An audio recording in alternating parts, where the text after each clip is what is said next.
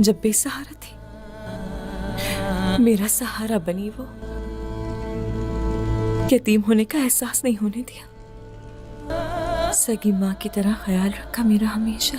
आज मैं यतीम हो गई।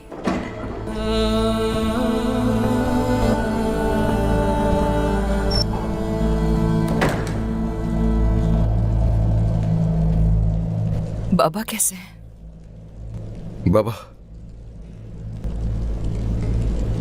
ठीक है, वो कुछ देर तनहा रहना चाहते हैं।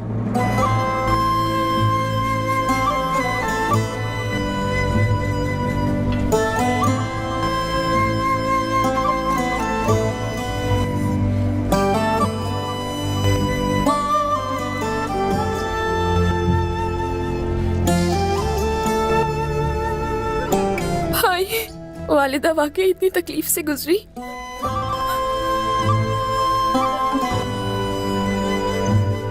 फातिमा, वालिदा शहीद हुई है। रसूल अल्लाह के पड़ोस में चली गई है। इंशाअल्लाह कल कबीला हासिल करते ही वालिदा को बहन के साथ सुपुर्द खाक कर देंगे। अब हमारे साथ नहीं, लेकिन कम से कम हलीमा के साथ तो रहेंगी। वालिदा हमेशा याद करती थी हलीमा को। उसके खो जाने के बाद वालिदा कई दिनों तक हलीमा को पानी में तलाश करती रही। उसकी जुदाई में बहुत दुखी रही वालिदा,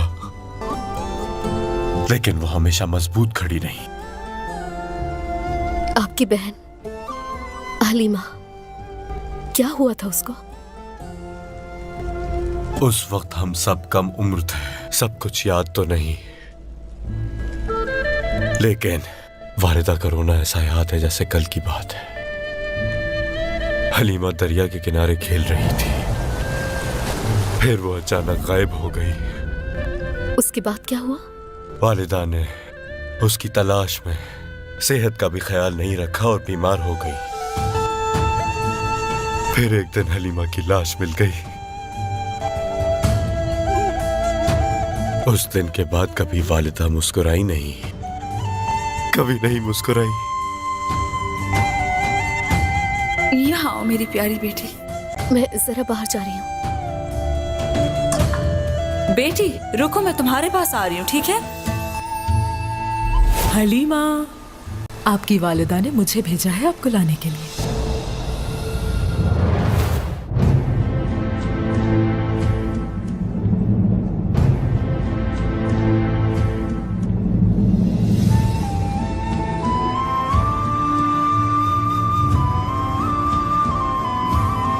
क्या हुआ? नहीं,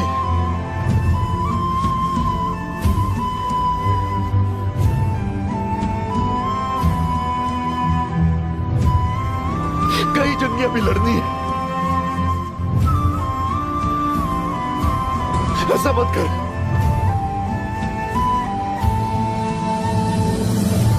ऐसा मत कर।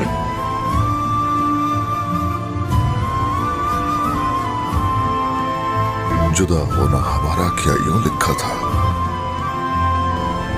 बाला,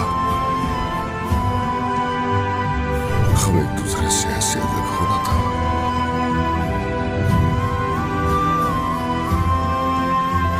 काश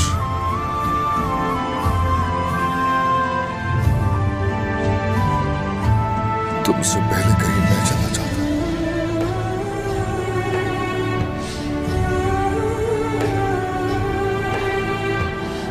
मैं गवाही देता हूं कि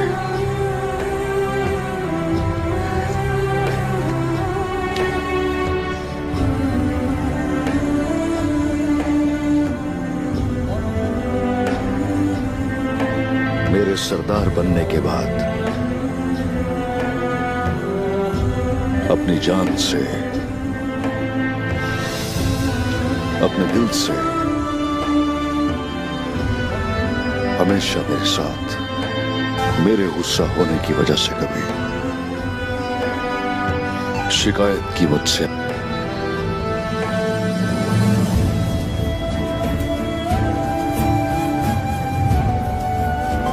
बाला,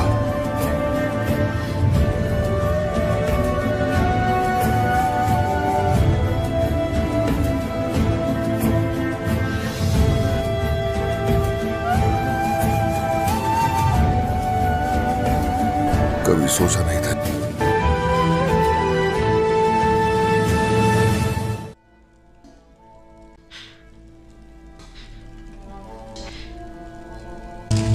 भेड़िया हिरनी की हिफाजत नहीं कर पाया।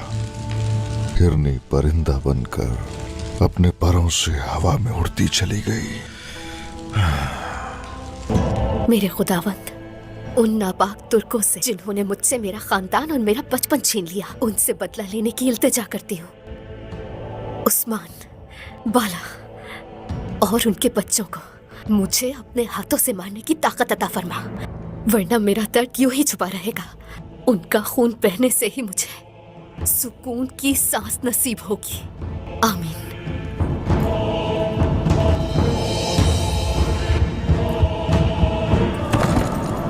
अलाजा, अलाजा, क्या हुआ है ये? बाला,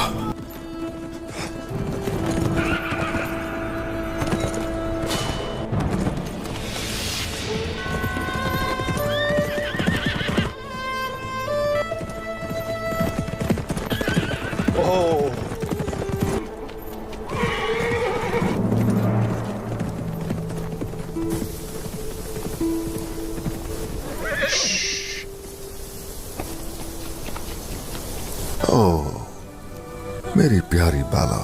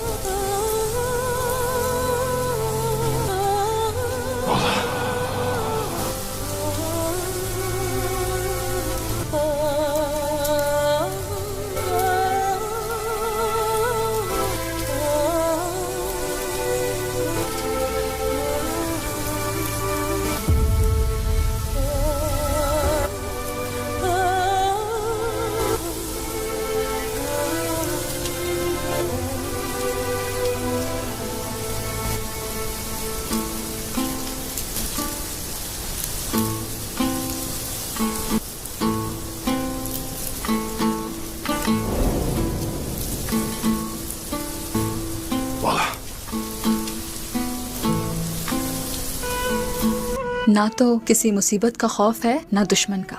यकीन है मुझे कि उस्मान के हाथ खून में लथपथ ही क्यों ना हो जाए। अगर आने का वादा किया है तो वफा करेंगे, चाहे कुछ हो जाए, कैसा ही हाल क्यों ना हो, जरूर पहुंचेंगे। ना मुझे, ना औलाद को, ना रियासत को छोड़ेंगे कभी। तुम वो पहाड़ हो जो मेरी ढाल है, मुश्किल दौर में मेरी पनाहगाह है। मेरा दिल हो तुम बाला, तुम्हें कभी खुद से जुदा नहीं समझा। आपके साथ जीने की तो मैंने कसम खाई है। अल्लाह कभी आपको मुझसे दूर ना करे। कि तुम मेरी कबूल होने वाली दुआ हो। हर बोझ हल्का हो जाता है तुम्हारी हमराही में।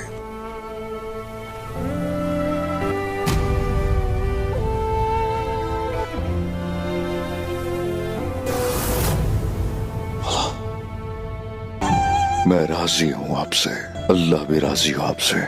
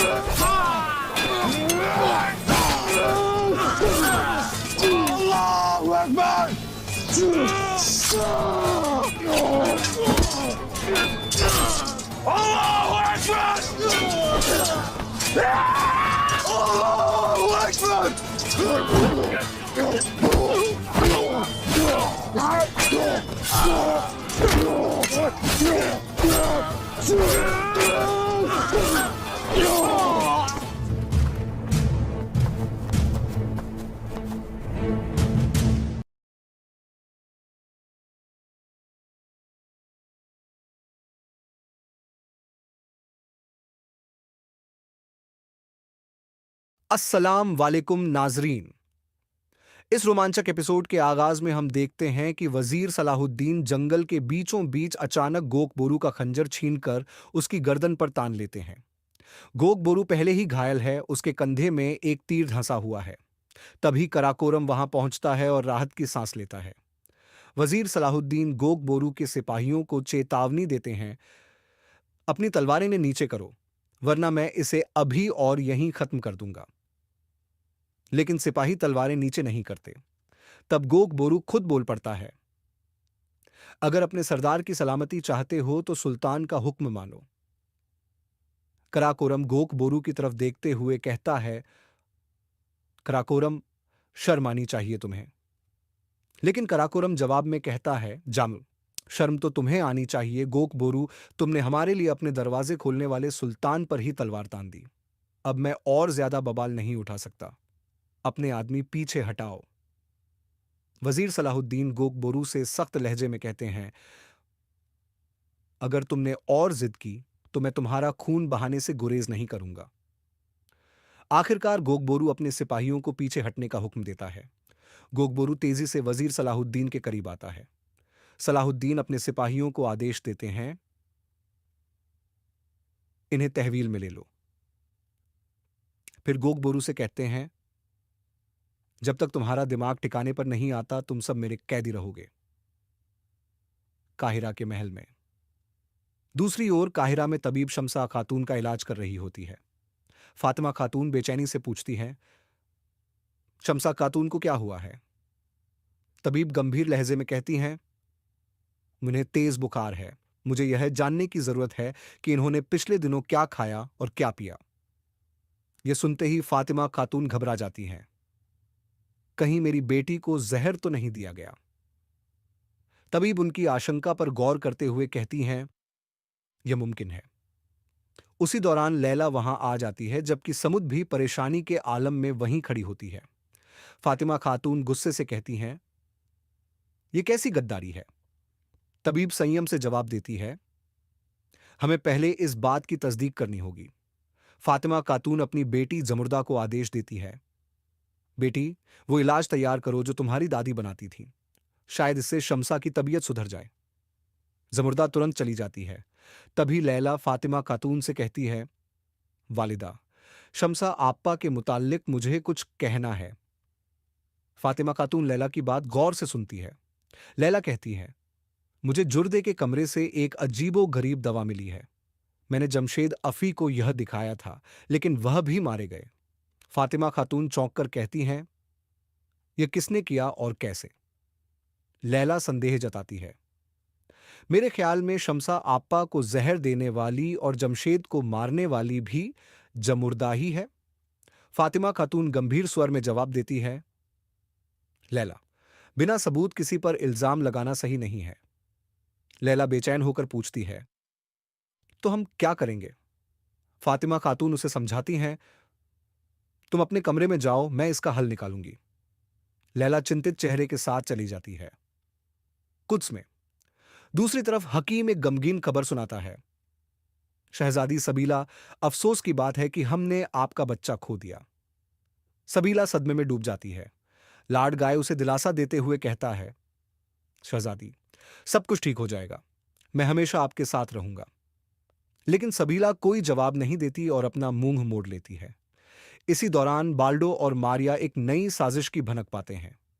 मारिया कहती है, बालन और विलियम के लिए जेल से भागना नामुमकिन था, किसी ने अंदर से मदद की है। बाल्डो सोचते हुए कहता है, ऐसा कौन कर सकता है? मारिया जवाब देती है, सोचो, बालन की मौत से सबसे ज्यादा दुख किसे होगा? बाल्डो गुस्से से कहता है, शहजादी सबीला ऐसा नहीं कर सकती। मारिया उसे समझाते हुए कहती है, तुम्हारी भावनाएं तुम्हें सच्चाई देखने से रोक रही हैं। तभी एक खादिमा घबराई हुई आती है, शहजादी सबीला की तबीयत बिगड़ गई है। यह सुनते ही बाल्डो भागता हुआ सबीला के पास पहुंचता है। शाम में उधर कार्तेगन वजीर अमाद के साथ आगे बढ़ते हुए कहते हैं, यह गद्दारी किसने की? वजीर अमाद सोच में पड़ जाते हैं, हमें यह सबूत जुटाने होंगे। कार्तेगन गुस्से में कहता है, गुमशगन ने एक अल्लाह वाले को कत्ल किया है, मैं उसे सजा दूंगा। अलबेस उसे रोकते हुए कहता है, हुजूर जल्दबाजी में फैसला मत लीजिए, बिना सबूत कुछ नहीं किया जा सकता। एपिसोड का समापन। इस तरह नाजरीन, इस एपिसोड का अंत एक नए रहस्य और साजिश के साथ होता है। क्या गोग बोरू हकीकत को पहचान सकेगा? क्या फातिमा खातून को अपनी बेटी के जहर दिए जाने का सच मालूम होगा?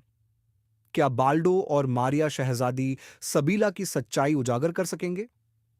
जवाब जानने के लिए अगले एपिसोड का इंतजार कीजिए।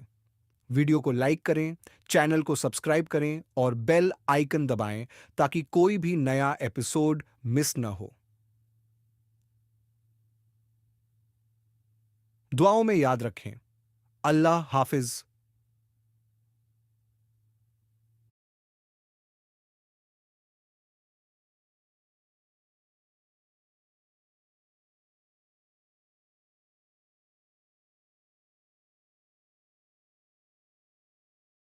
अस्सलाम वालेकुम नाजरीन।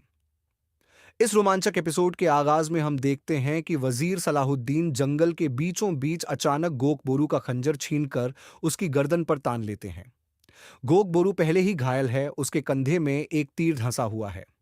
तभी कराकोरम वहां पहुंचता है और राहत की सांस लेता है। वजीर सलाहुद्दीन गोक बोरू के सिपाहियों को चेतावनी देते हैं, अपनी तलवारें ने नीचे करो, वरना मैं इसे अभी और यहीं खत्म कर दूंगा। लेकिन सिपाही तलवारें नीचे नहीं करते। तब गोक बोरू खुद बोल पड़ता है, अगर अपने सरदार की सलामती चाहते हो तो सुल्तान का हुक्म मानो।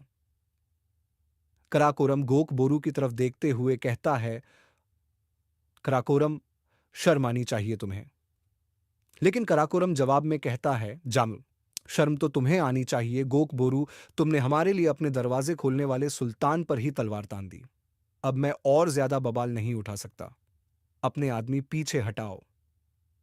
वजीर सलाहुद्दीन गोक बोरू से सख्त लहजे में कहते हैं, अगर तुमने और जिद की तो मैं तुम्हारा खून बहाने से गुरेज नहीं करूंगा। आखिरकार गोक बोरू अपने सिपाहियों को पीछे हटने का हुक्म देता है।